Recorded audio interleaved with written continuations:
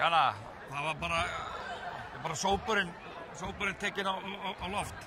Áttirðu von á því fyrirfram áður en þessi sería fór á stað? Sko, ég meina, ég vissi að við myndum koma tilbúinir í hvern einasta leik, þá gætum við þetta. Það var bara eina sem við þurftum bara að einblína á okkur sjálfar, ekki einblína hvað Grindavík var að gera. Og við vissum bara að við værum með mjög góða leikmenn og ef við myndum ná að fá það besta úr öllum, þá myndum við ná þessu. Segðu mér, ansi mikill munur á ykkur núna og í lok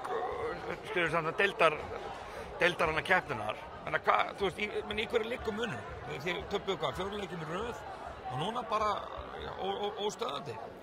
Já, ég meina, öllu fara alltaf í einhverju svona hólu og við ákveðum bara að við þurftum að komast upp úr henni. Það var þetta í play-offs og ég meina, okkur tókst það bara. Þannig við vorum bara, þurftum að kveikja á fókusnum og koma miklu betri staddar inn í play-offs heldur en við vorum að enda seríuna.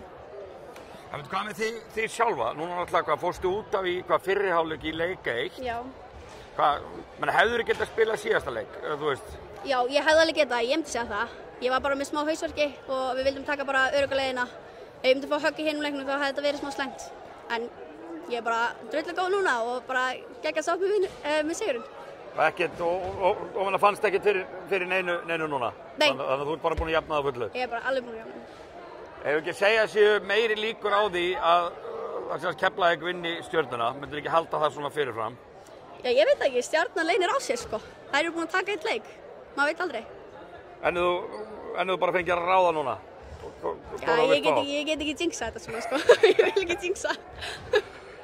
Til lukku með sigurinn. Takk fyrir.